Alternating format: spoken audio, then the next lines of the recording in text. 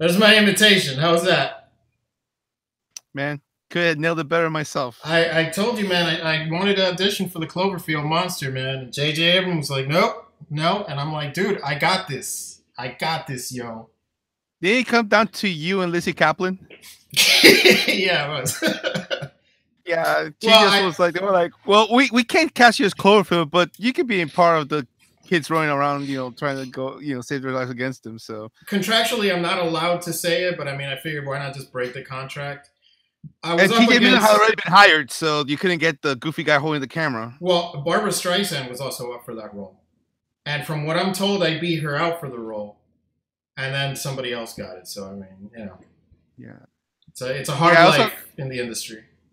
Yeah, the Cloverfield Monster also got like a Best Director nomination over her Prince of Tides back in '91, so she's upset about that too.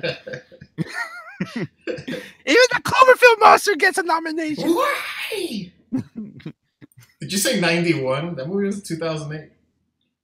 Prince of Tides? Oh, Prince of Tides. No, that's like no. Well, Cloverfield before his career as a monster was an artiste. It's unfortunate, but I think he's always going to be typecast for that monster. I don't know. He had a good eye. I mean, he probably should have stuck to directing. Probably taking notes from J.J. Abrams and Matt Reeves. Right? How dare they? Wow.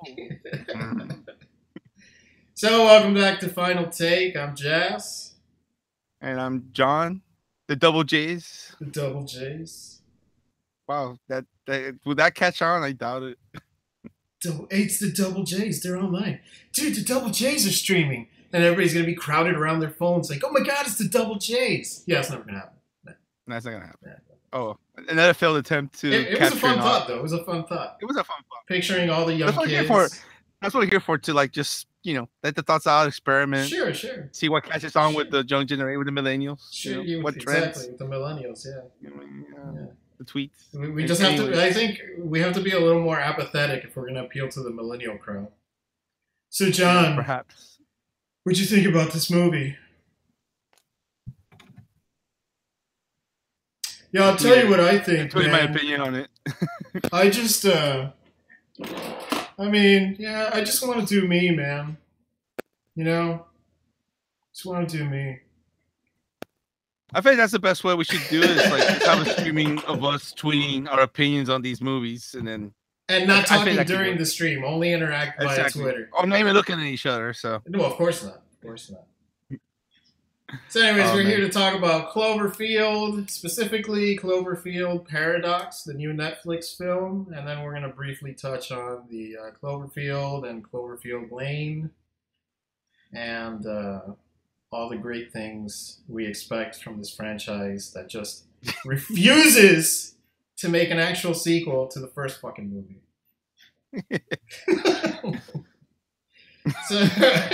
So how do you want to start? Do you want to start talking about Cloverfield and then Cloverfield Lane and then Paradox, or just you want to jump right into Paradox? Let's talk about the Paradox first. Like since it's the most recent one that we saw, is the one that's fresher on my mind. Sure. Because it takes only 20 years to come up with these movies, and like, surprise, it's released on Netflix. It's like everybody was kind of like, whoa, where did that come from? Yeah, because they're so secretive at Bad Robot. Like, everything has to be a secret. Everything has to be an Easter egg. Like, it's like it's a spoiler, man. It's like it's like harder to figure out what Bad Robot does than what the FBI's investigations take to. Like, seriously. Hey, man, Bad Robot doesn't leak their papers. Exactly, slush show style. Anyways, well, I guess Cloverfield Paradox is the third in this kind of loosely connected Cloverfield multi-universe or whatever the fuck they're doing. Pretty much, scientists go to outer space trying to save the world, Armageddon style, and because they're running out of power. Exactly, they're running out of power, and then that's all I can really think about right now. It's like all these like pretty good actors getting together, all from different nationalities, trying to save the Earth, and then they figure out that what they've created actually has done more harm than good, and it opens up this whole multi-dimensional paradox where like things aren't what they seem, and somehow it's all connected to a monster that's destroyed New York in 2008. or something like Well, that. right, and this is the great thing about this series of films is that the first film has the monster, and you go, "Holy shit, it's a monster destroying the city." And then the second film, there's no fucking monster until the end, and you go, "Oh, hey, well, there's aliens now." Well, technically, John Goodman is the monster. I No guess. monsters Oh, are jeez. monsters. Some monsters are Oh, human. jeez. And then spoilers for Cloverfield Paradox. Not that you're missing much. We don't see a fucking monster here until the fucking last 2 minutes either. Because if there's anything about J.J. Abrams that I can assume is that he hates the Cloverfield monster, and he never wants to. It's like he had a fight with it during production, and just said, I have to make 4 of these movies, but you're never gonna be on camera. He's out Gareth Edwards, who Yeah, hates monsters, even though he does monster movies. exactly. Yeah. I do Godzilla movies, but I'm never gonna show Godzilla. I'm gonna make a movie about giant monsters, and I'm never gonna show the giant monsters. Same thing with Cloverfield. They got into a bitter argument at some point, and he's like, you know what? I'm going to name the movie after you, and in spite of you, you're never going to show up. Yeah, man. And then, it's some addictive, shit, if you ask me. I read a quote from the monster from that argument, and I believe his response was, "Rawr." So he was upset. He was really upset. But in all seriousness, like I found this movie. We're not gonna break it down like we did Blade Runner, where we depicted every single thing that happens in the movie. It took us only like 3 hours to get through that. But I would say that this one, it didn't really bother me. Like I didn't find it to be generic. Like if you want to watch this type of movie, look, go watch Sunshine, go watch Event Horizon. Hell, even go watch Armageddon. They have a lot more intriguing qualities than this one has, which is more or less is in the same premise. Like scientists go to save the Earth, and then experiment goes wrong. So it goes wrong, and to his credit, at least it wasn't like a monster that showed up kind of like in Sunshine, where it's like come out of nowhere, or they didn't go to like hell or anything like that. But other than that, I find it to be a rather generic film. There wasn't anything that was necessarily all that compelling. So it's got a really good cast. It does. Elizabeth Debicki, Santi C, Chris O'Dowd, David Oyedoyo. Like they had some legitimate good actors that, quite honestly, deserved a better story. And I think the unfortunate part is that we're kind of making fun how like 10 Cloverfield Lane wasn't a true monster movie towards the end when they made that loose association. At the very least, it was an intriguing story, an intriguing script, well acted. And even though in this loose connection, I kind of felt that those were 2 solid entries so far. The first Cloverfield movie and this one, and 10 Cloverfield Lane. This last one kind of like just wasn't. There was nothing to really stick out or felt compelling or original about it. It's just like another sci-fi movie that you've seen before, and if it wasn't for the Cloverfield connection, like it wouldn't matter at all. That's exactly what I'm getting at. This movie suffers from we haven't spoken about it on the show, and I may have written about it on Bitter Balcony at some point, but it's this movie suffers from the same issue as like Aeon Flux had. Like I think Aeon Flux, pretty decent sci-fi movie, horrible Aeon Flux movie. It's a shit Aeon Flux movie. But if you take out the name Aeon Flux and you name it whatever else, you go, hey, that's a fun sci-fi film.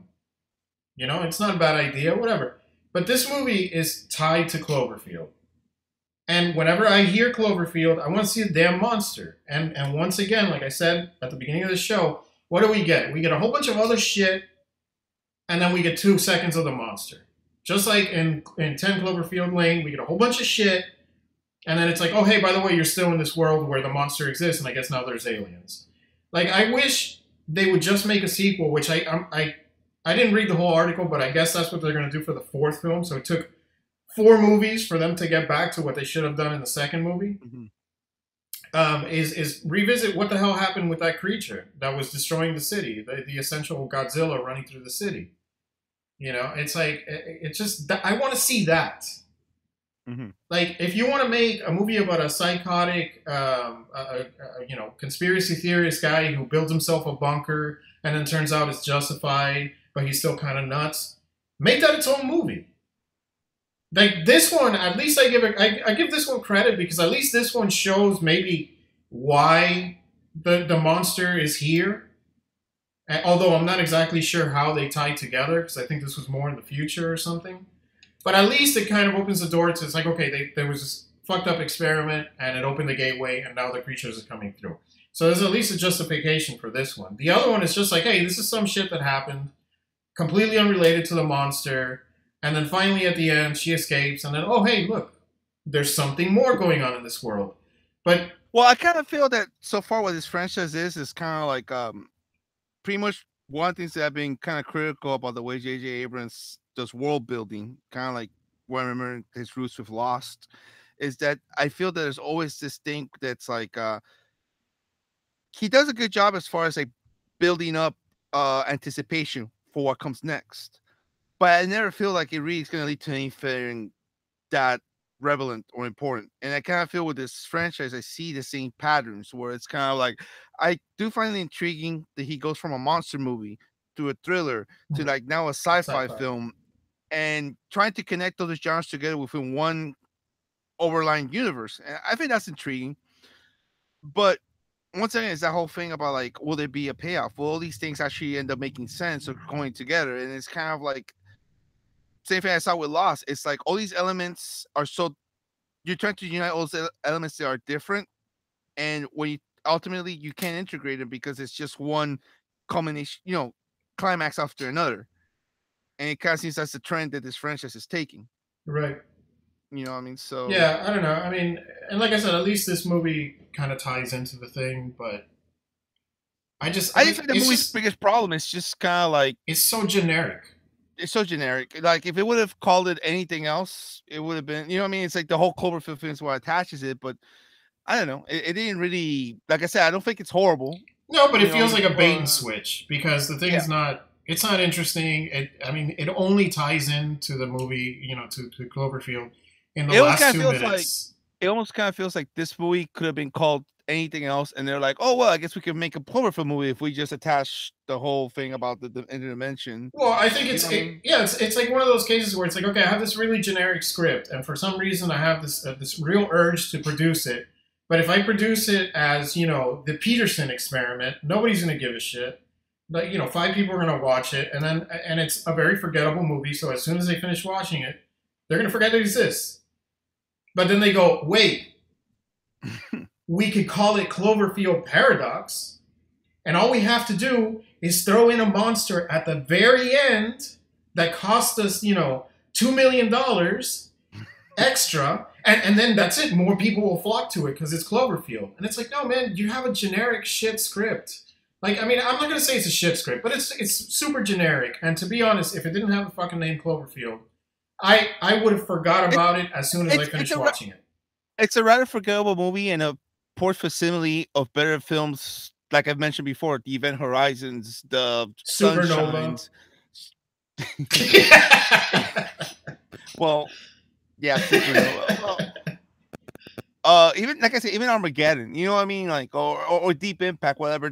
There are far better films with the same premise. They are more compelling, have more imagination, better direction, overall more unique films than Cloverfield Paradox.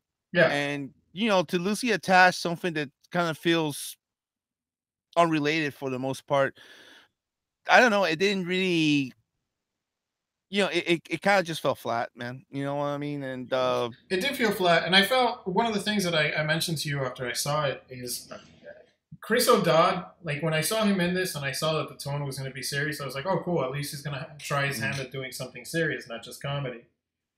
And I was looking forward to seeing that. For the most part, I guess he did. But then there's one scene, and again, spoilers. And I just realized the title on the video is totally wrong. Or is it? It is. Yeah, or maybe it's a paradox. It's a paradox. You create another Cloverfield film. That's right. The problem is that like he's mostly serious throughout the film, and then at some point the problem was that he loses his arm. I guess it doesn't hurt that he lost his arm, which is fine. Sci-fi. There's all kinds of crap going on. And then they find his arm, and his arm really wants to write something, which is already starting to enter into comedic territory. They give it a pen, and it kind of solves a problem that they have somehow. And his response is not, holy shit, my arm is on the floor, 10 feet in front of me, and it's writing something, still alive. No, his response is, I'd clap, but, you know. I think the problem with Chris O'Donnell's performance is that he's trying to turn the comedy on and off. Oh, Jesus. I thought his approach to comedy could have been a little more disarming.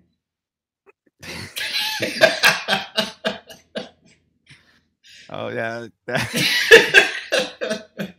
I mean, I guess you always need a comic relief. You know, you need your Hudson, I guess. I guess, but it just seemed out of place. I mean, because the majority of the movie was fairly serious. Mm-hmm. And then you have, you know, okay, yeah, there's my arm alive, writing something 10 feet away. You know what it is, Louis? Humor is not quantifiable. But is it paradoxical? You know, we need like a. I'm gonna get a soundboard in here, so every time we make a bad joke, I could just hit it. We need somebody to hit the cymbals. Yep. You're gonna hire a drummer and just have him behind the curtain. Yeah, a drummer. Exactly. But yeah, I don't know. Like I said, it's fairly forgettable. There's nothing here that anybody's gonna miss if they don't see it. You know.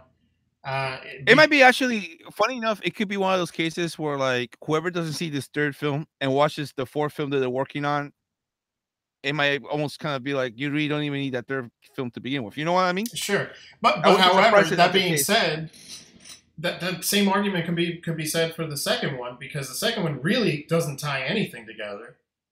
Mm-hmm. You could never see that movie, never know it exists. See 1, 3, and 4. And at least 3 kind of justifies how the creatures are here. So you don't think John Goodman's monster is more terrifying than the Cloverfield monster? Because some monsters are human, Louis. Some monsters are human, John. But the greatest monster of all is bad filmmaking.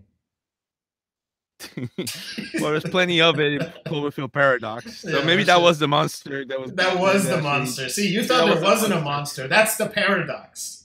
Is that you thought there wasn't a monster in it, but there was. J.J. Abrams, he's so deep. He's so deep. Deep, man. I'm telling you. Those narratives run way too deep for my limited intellect. You keep social media conspiracy theorists up in their toes, man. You see, we figure something out they haven't. Yep. You know, they're trying to connect Slush Show and the Dharma Initiative logo and, all these other things. Like, supposedly this one connects to probably Star Trek and, Super 8 and to Kylo Ren's childhood.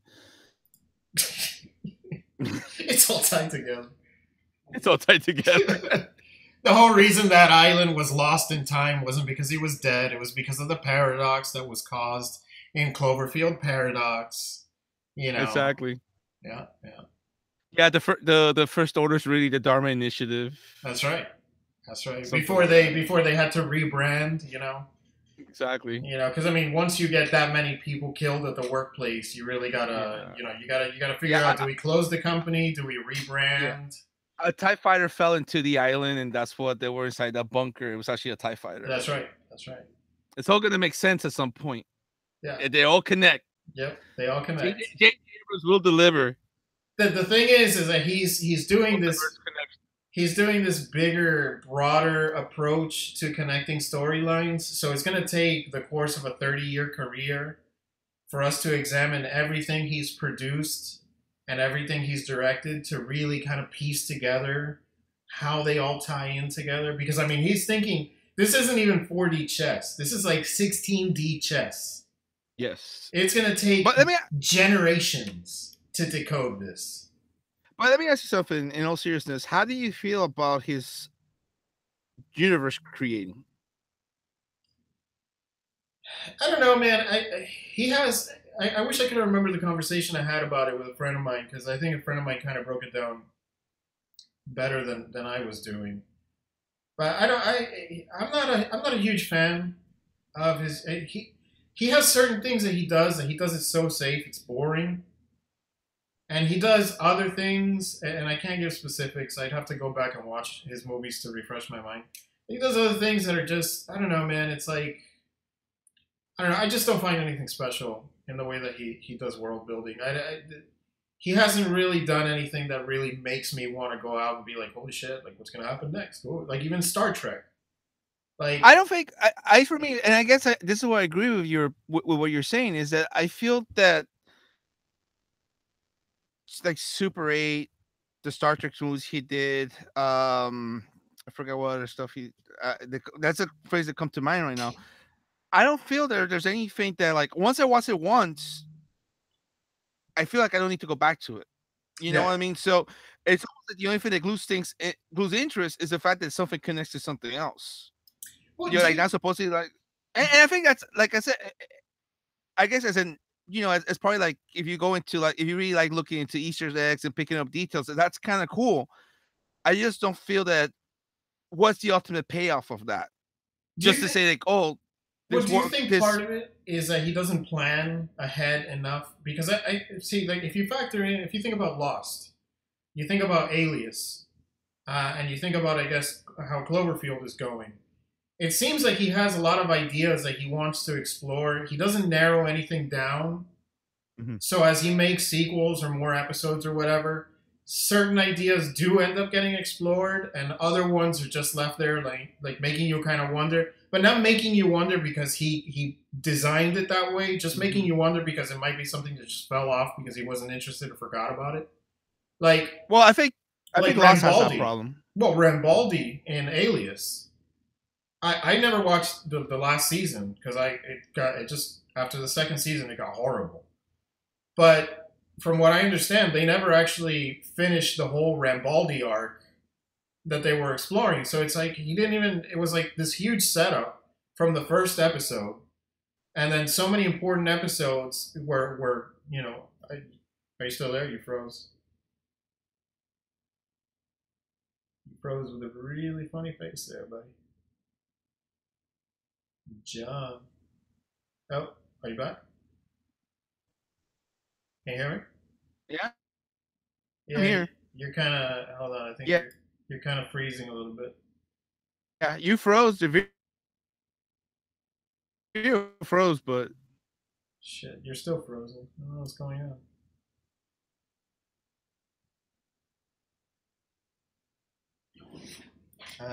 Shit. All right, well, I'll just keep going. If you can you hear me at all? Well, I'll just keep going. With Alias, he had this whole Rambaldi part of the show where it was basically like this Da Vinci type of character who had some kind of forethought into the future, and he built these devices that had a greater intention, and they were never explored. And I think that's something that he continually does. He has these ideas of how he might want them to work going forward in the series, but in the end, he doesn't. He explores some aspects of it, but forgets about other ones, or just maybe changes his mind midway about other ones. So you have these things that could be interesting that never get explored either on purpose or by accident, which is what I think is a part of the problem with his world building. I think he would stand to benefit from having more time for preparation. For if he wants to do something that complex in the background, he should devote more time to that aspect of his storytelling, or his story, or world building, or just when he puts the story together, have all of that ironed out before he commits to the project, to getting the project done. Otherwise, he's just going to end up doing the same crap where he just keeps letting things fall off. Now that I said that, let me try calling John again. Bear with me, folks. Technical issues.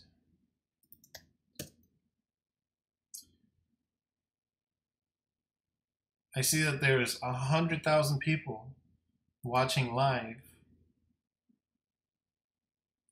How do all of you feel about what we're talking about? Oh, no one McNowanson says, I feel the same way. Jas is brilliant. My God, I'm going to watch every episode of this show. Thank you, sir. I appreciate it. I think it has. I think it's probably my internet that's screwing up the stream. I've had weird slowness going on all day. Maybe I broke something in the timeline. That's why. That's why we're suffering through this right now. Well, I don't know. This thing is not working. Who knows if I'm still streaming? So I guess I'll just wrap up. Personally, I really enjoyed Cloverfield in 2008. I thought it was a lot of fun. Um, I thought the creature design was interesting. I thought the idea that you find out later on, where the creature was a baby, and that's why it was like screaming as it fumbled around the city, destroying the city more by accident than on purpose. I thought that was really interesting. Cloverfield Lane, I thought the whole paranoid guy having a bunker, and then he saves this girl because he crashes into her, and the guy's kind of nuts. That angle was all right. I was kind of bored when I was watching it, so whatever. And then I found it to get interesting when she gets out and you see the aliens, and then it's like, but at that point the credits are rolling, so who gives a shit? Cloverfield Paradox, highly forgettable movie. Even on IMDb, one of the reviews here is 1 star, and the title is "Not an original idea in this," and it's true. There's no original idea.